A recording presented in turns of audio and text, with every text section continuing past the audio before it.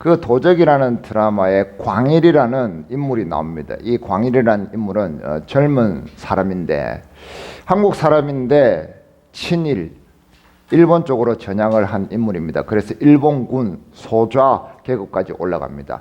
그런데 이 사람은 더 출세에 눈이 멀어서 이 동포들을 잡아 죽이는 그런 일도 서슴지를 않죠. 그런 와중에 자기 친삼촌이 독립운동하는 사람들을 도우는 일을 하는데, 그 친삼촌을 직접 잡아서 자기가 고문을 하고 회유를 합니다. 그 회유하는 가운데 이런 말을 합니다. 삼촌, 이 시대의 흐름을 잘 알아야 돼요. 일본 쪽으로 넘어오시죠 라고 회유를 합니다. 그런데 이 삼촌이 뭐라고 하느냐면은, 광일아, 시대의 흐름을 쫓다 보면 역사의 흐름을 놓쳐버린다. 너와 너의 아버지는 시대의 흐름을 쫓아간답시고 흥성대원군에 붙었다가 또 민비 쪽으로 갈아탔다가 또 러시아로 갈아탔다가 청나라로 갈아탔다가 이제는 일본으로 갈아탔는데 그 다음에는 어디로 갈아탈 거냐라고 이야기를 합니다.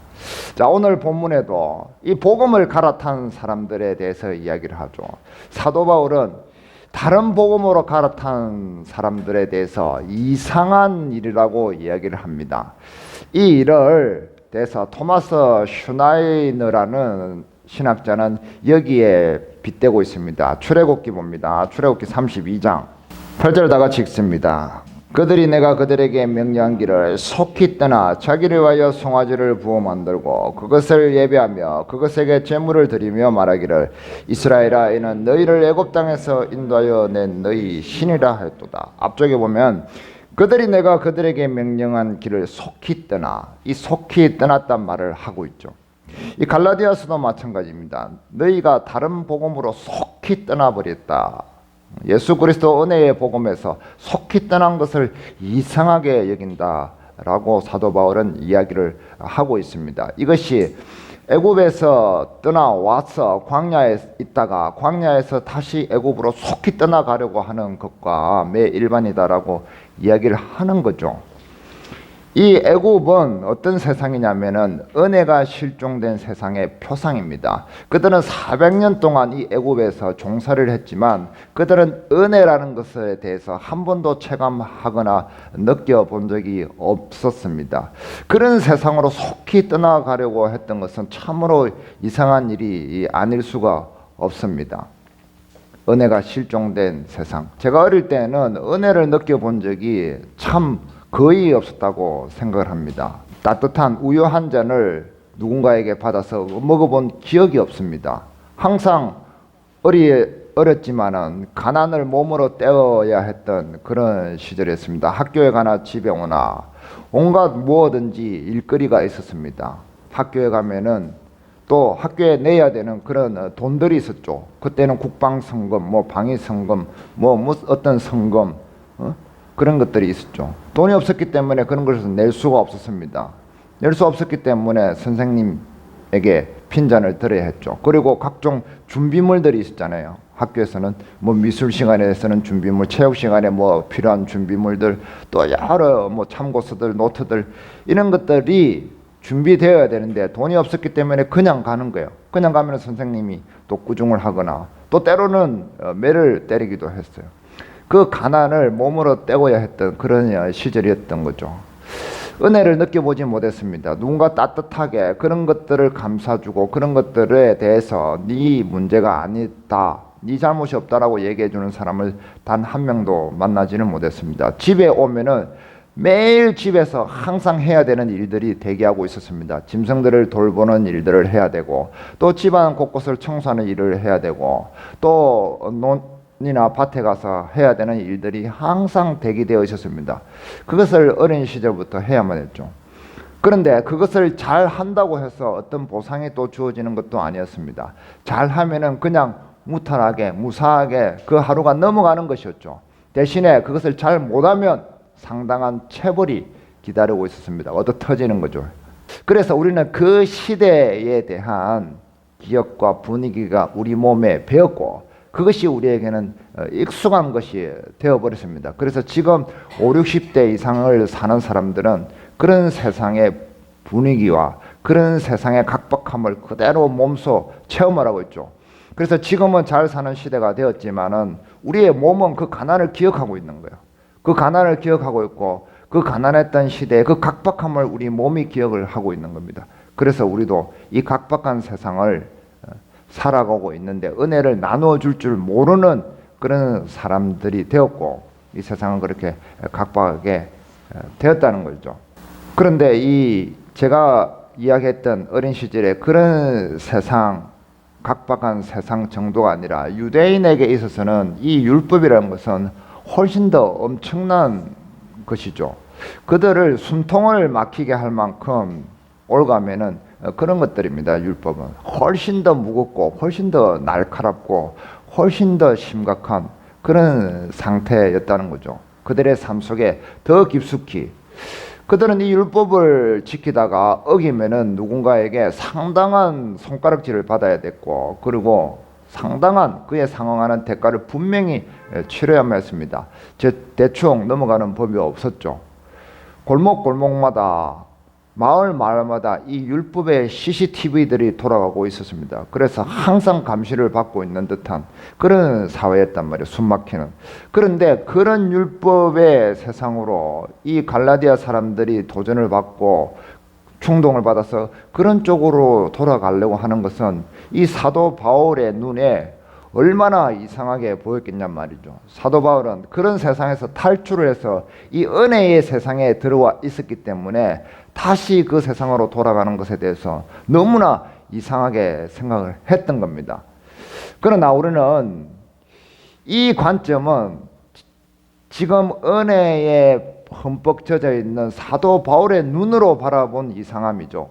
그런데 다른 복음으로 돌아가는 이 율법적인 교리로 돌아가는 사람들의 입장에서 보면은 그렇게 이상한 것은 아니라는 거죠. 왜냐하면 그들은 그런 세상에 이미 몸이 익숙해져 있었던 사람들이었기 때문입니다. 익숙함의 문제라는 거죠. 익숙함의 문제. 사도 바울은 그것이 이상한 일이라고 했지만 다른 복음으로 갈아타는 사람들은 그것이 이미 익숙한 세상이었기 때문에 그들의 몸에 익숙한 것이었다는 거죠. 그래서 돌아가는 것도 그렇게 이상한 일이 아니었다는 겁니다. 그들이 은혜의 복음 속에 머무는 것이 어쩌면 이상하게 느낄 상황이었다는 거죠. 예를 들면 이런 것입니다. 우리가 병원에 갔는데 당신 고혈압입니다. 당신 당뇨입니다. 당신 암입니다. 이렇게 진단을 받으면 그때부터 어떻게 해요?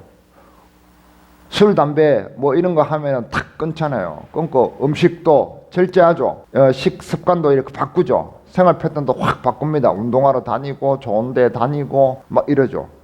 이런 생활 패턴으로 바꿉니다. 그런데 그러다가 몸이 좋아지고 병이 나으면 어떻게 해요? 다시 옛날에 했던 습관으로 돌아가요? 안 돌아가요? 돌아가죠. 사람들이. 술, 담배 다시 슬그머니 하기 시작하고 또 몸에 안 좋은 거 당이 높은 음식이라든지 패스트푸드라든지 이런 것들을 다시 먹기 시작합니다. 다시 돌아가죠. 왜 돌아갑니까?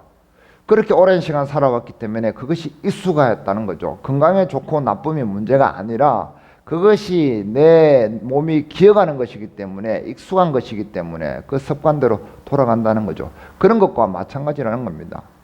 그래서 다른 복음으로 돌아가는 것이 사람들에게는 더 익숙한 것이었기 때문에 그렇습니다. 어떤 사람들은 병이 나면은 하나님께 매달리죠. 하나님 주여 하면서 이제부터 제가 주의 뜻대로 살겠습니다 해놓고 병이 나오면 어떻게 해요? 병이 호전되거나 나오면은 입을 싹 닦아버리죠. 옛날로 돌아가는 겁니다. 이런 것이 사람의 본성이라는 거죠. 그 본성적인 것이 발달되어 있는 사람은 항상 그쪽으로 돌아가려고 하는 그 관성에 계속 지배를 받는다는 것을 이야기합니다. 옛날에는 우리 모두가 냉장고가 없는 것에 익숙했습니다. 그래서 바로바로 음식을 먹고 상하지 않도록 처리를 했습니다. 그러나 지금은 모두가 냉장고를 가지고 있습니다. 이 냉장고를 가지고 있는데 우리는 익숙한 거죠. 옛날에는 TV가 없어서 TV 한번 보려면은 굉장히 애를 먹었습니다. 누군가 집에 가서 눈치를 보면서 TV를 얻어서 봐야 됐죠. 그러나 지금은 누구나 다 이 스마트 TV를 또는 이 손에 TV를 가지고 있는데 우리는 익숙합니다. 익숙함의 문제라는 것입니다. 이 유대인들이 살아온 세상은 율법의 교리에 익숙했기 때문에 그들은 율법에 돌아가는 것이 또 율법의 충동을 받는 것이 그렇게 어렵지 않았다는 거죠. 자, 우리가 익숙한 세상은 어떤 철학자가 이렇게 표현했습니다. 쇼펜하우어라는 철학자는 우리가 사는 세상을 이렇게 표현했습니다. 시계추에 비유를 했죠. 한쪽에는 고통이라는 지역이 있고 한쪽에는 권태라는 영역이 있습니다. 이 고통과 권태 사이를 왔다 갔다 하는 시계추와 같다고 이야기를 했습니다. 우리 인생에 그렇다고 했습니다. 이 고통은 왜 생기느냐 하면은 마음은 원하는데 얻지 못하기 때문에 고통이 온다고 했습니다. 그것을 구불득고라고 하는데 마음은 원하는데 내가 소유할 수가 없어. 그래서 고통이 있다는 거죠. 그런데 막상 내 온 노력을 갈아 넣어 가지고 그것을 얻게 되면 어떻게 되느냐 하면은 권태가 온다는 거. 허무함에 빠진다는 거. 별거 아니구나. 그래 이 권태에 빠지면은 뭔가 또 다른 것을 얻기 위해서 간다는 거예요. 고통 쪽으로. 다른 것을 내가 가지지 못한 더 좋은 것을 가지기 위해서 애를 쓴다는 거죠. 그러면서 또 고통이 계속 발생하고 그러다가 또 만약에 가지게 되면 또 권태가고 평생 이 고통과 권태 사이를 왔다 갔다 한다는 거예요. 그렇게 사람이 산다는 겁니다. 이 세상에 우리가 익숙한 세상이라는 거죠. 뭐냐면은 무언가를 계속 건지기 위해서 사는 세상. 내 노력을 해서 내 에너지를 갈아 넣어서 무언가를 계속 건지는 세상. 눈에 보이는 뭔가를 자꾸 낚시하려고 하는 그런 세상에 우리가 익숙한 세상이라는 거죠. 은혜가 없는 세상이죠. 이런 세상에는 은혜가 없는 겁니다. 우리가 익숙한 세상은 은혜로운 세상이 아닙니다. 내 노력이 들어가야 되는 세상이고 무언가를 쟁취해야만 되는 세상이고 고통 속에 있어야만 되는 세상이고 사람들의 평가를 받아야만 되는 세상이고 남들보다 나아지기 위해서 애쓰는 그런 세상이죠. 거기는 은혜가 실종된 세상이라는 겁니다. 우리가 익숙한 것은 은혜가 아니라는 겁니다. 우리가 익숙한 것은 경쟁이고 애씀이고 고통이고 권태라는 겁니다. 그런 세상이 우리가 익숙한 세상이라는 거죠. 그래서 우리는 은혜에 대해서 사실은 잘 알지 못합니다. 모호하게 생각합니다. 구원받고 난 뒤에 예수님의 은혜, 십자가의 은혜에 대해서 많은 찬양을 부르고 노래를 하고 이야기를 하고 간증을 하고 나눕니다. 그러나 우리는 은혜가 뭔지 사실을 잘 모르는 거예요. 왜냐하면 그것이 우리에게 익숙한 것이 아니기 때문에 그렇습니다. 그래서 우리의 삶 속에 은혜가 나오지 않는 겁니다. 은혜를 나누지 못하는 겁니다. 실제 우리가 살아가는 모습은 은혜 밖에 있을 때가 태반이라는 거죠. 오늘 주보에 보면은 칼럼에 눈물이 은혜다라고 실려 있습니다. 어떤 박사님이 얘기했다는 거죠. 이 눈물은 하나님이 주신 은혜라고. 자, 내가 경제적인 고통 때문에 눈물을 흘렸다고 생각을 해봅시다. 내 사업이 폭삭 망해서 눈물을 흘리고 울고 있습니다. 그러면은 이 눈물이 은혜입니까? 아니면은 사업이 망한 것이 은혜입니까? 아니면 둘 다 은혜입니까? 우리는 이것을 규정할 수가 없어요. 모호합니다. 자, 내가 건강을 잃어서 큰 병을 얻어서 눈물을 짓고 있습니다. 그럼 이 눈물이 은혜가 되는 것입니까? 아니면 내가 건강을 잃은 것이 은혜가 되는 것입니까? 둘 다 은혜가 되는 것입니까? 어떤 것이 은혜인지 우리는 참 애매합니다. 어떤 사람은 건강이 나아서 은혜라고 얘기하고 어떤 사람은 라면을 끓여 먹어서 은혜라고 하고 어떤 사람은 랍스타를 먹어서 은혜라고 합니다. 어떤 사람은 집을 갖게 되어서 은혜라고 말을 하고 어떤 사람은 관계가 회복되어서 은혜라고 얘기합니다. 우리는 무엇이 은혜인지 애매합니다. 우리는 습관적으로 무언가 나에게 실질적으로 더 큰 유익이 되는 것을 은혜라고 생각하는 습관을 가지고 있어요. 그래서 사람들은 뭔가 눈에 보이는 현상이 이루어졌을 때 내가 눈에 보이는 뭔가를 얻어냈을 때 사람들은 그것이 더 큰 은혜라고 우리는 자동적으로 입력을 하고 있다는 거죠. 기억을 하고 있다는 말입니다. 그래서 우리는 은혜를 잘 모릅니다. 그래서 사람들은 다른 복음으로 쉽게 갈아타는 거예요. 우리도 은혜로 복음을 받았고 은혜로 십자가의 복음을 십자가의 죄사함을 받았다고 하지만 그것에 대해서 우리는 실제적으로 내 삶의 도구로 삼지 않는 겁니다. 사랑하는 것은 내가 애쓰고 힘쓰고 노력함으로 살아간다는 거죠. 그런 방향으로 가고 있다는 거죠. 은혜에 대해서 우리는 이해가 많이 부족하기 때문에 그렇습니다. 그러나 바울은 은혜의 복음을 이야기합니다. 무엇이 은혜인지 얘기합니다. 그는 그리스도의 종이 되는 것이 은혜라고 하고 하나님을 기쁘게 하는 것이 은혜라고 이야기합니다.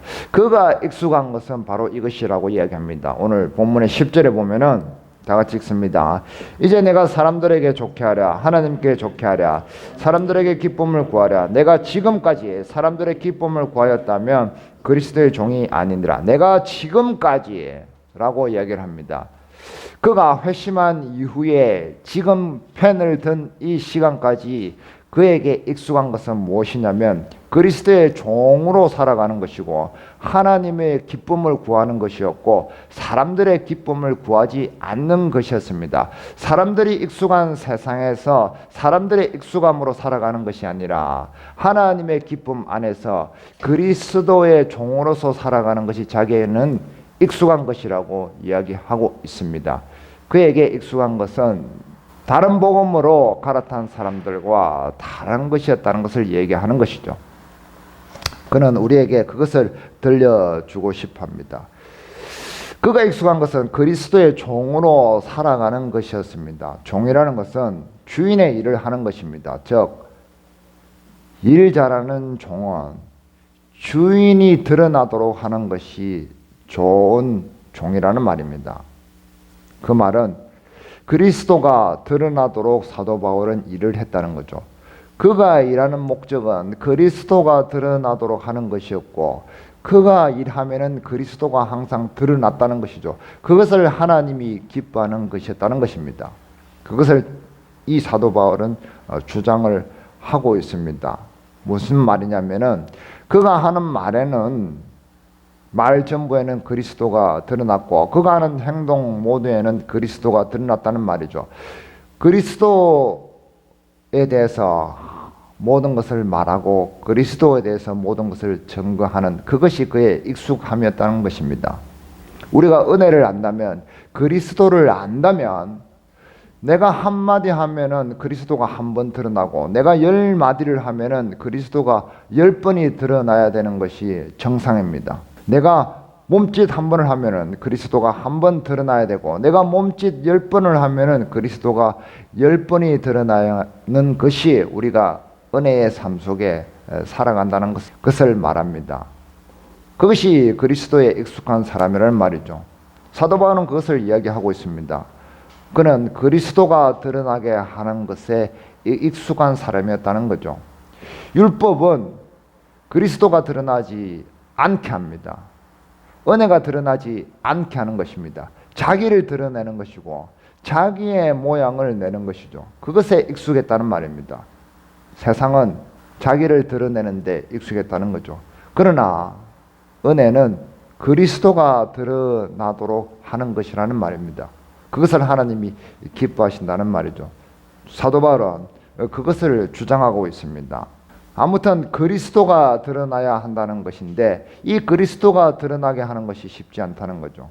어떻게 하면 그리스도가 드러나게 할 수 있느냐? 빌립보서를 봅니다.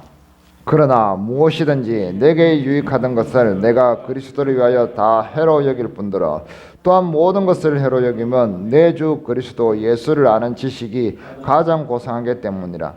내가 그를 위하여 모든 것을 잃어버리고 배설물로 여김은 그리스도를 얻고 그 안에서 발견되려 함이니 내가 가진 너는 율법에서 난 것이 아니요 오직 그리스도를 믿음으로 말미암은 것이니 곧 믿음으로 하나님께로부터 난 의라.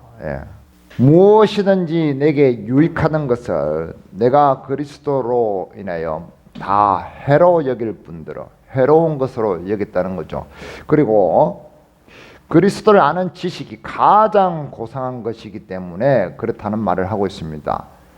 그리스도를 아는 지식이 가장 고상하다는 말은 내가 아는 것들이 고상하지 않다는 말입니다. 내가 아는 것들이 그리스도를 아는데 해로운 것들이라는 말을 하는 거죠. 그리스도를 아는데 그리스도를 아는 것에 집중을 해야 된다는 말입니다. 우리는 여태까지 그리스도를 아는데 많이 집중하지 못했습니다.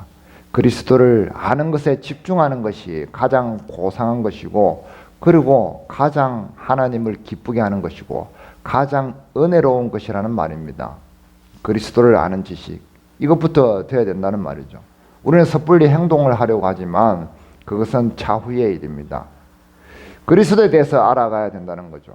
그리스도가 먼저 무엇을 하셨는지 알아봐야 됩니다. 그리고 그리스도가 지금 무엇을 하고 계신지 살펴봐야 되고, 그리고 그리스도가 나중에 무엇을 성취해내실 것인지에 대해서 관심을 가져야 합니다. 그리스도를 우리는 그러기 위해서는 읽어야 합니다. 그리스도를 읽지 않고 알 수 없습니다. 그리고 그리스도를 우리는 들어야 합니다. 그리스도에 대해서 1000번 만번이고 계속해서 들어야 하는 일에 우리는 게을리하면 안 됩니다. 그리고 그리스도를 말해야 합니다. 그리스도를 말하는 것이 우리 입술 가운데 얼마나 많은지 따져보면 그렇게 많지 않습니다. 그리스도를 말해야 하고, 그리고 그리스도를 항상 내 마음속에 그려야 합니다. 그리스도를 읽고 그리스도를 듣고 그리스도를 말하고 그리스도를 그리는 일, 이것을 항상 우리가 매진해야 된다는 겁니다. 여기에 투자를 할 필요가 있다는 겁니다. 이것이 가장 고상한 일이고 하나님을 기쁘시게 하고 그 가운데 우리의 기쁨 또한 들어있다는 것을 알아야 됩니다. 왜 그러냐면은, 그리스도를 아는 것이 왜 우리에게 기쁨을 주는 일이냐면은, 그리스도를 알면 알수록 내 속에 있는 무거운 것들이 가벼워지기 때문에 그렇습니다. 내가 아는 지식들이 가벼워집니다. 내가 세상에 대해서 계획했던 것들, 알려고 했던 것들, 판단했던 것들, 기준들, 여러 가지 것들이 가벼워집니다. 우리 머리가 가벼워지고 우리의 생각이 가벼워지고 우리의 마음이 가벼워집니다. 그래서 내 삶이 심플해지고 가벼움을 느낍니다. 무거운 짐을 지우는 율법처럼 느껴지지 않고 그 가운데 은혜를 느낄 수 있기 때문에 그렇습니다. 나를 가볍게 합니다. 나를 편안하게 합니다. 나를 안정되게 하고 나에게 행복감을 줍니다. 나에게 안식을 줍니다. 그렇기 때문에 그리스도를 아는 것이 나에게 은혜가 되는 겁니다. 우리가 그리스도를 아는 것이 고상한 것이 되고 우리에게 가장 가치 있는 것이기 때문에 그렇습니다. 세상의 어떤 것도 우리를 가볍게 하는데 성공하지 못합니다. 그러나 예수 그리스도를 알면 알수록 우리는 가벼움으로 나아가게 됩니다. 거기서 우리는 편안함을 느낄 수 있기 때문에 그렇습니다. 그것이 은혜입니다.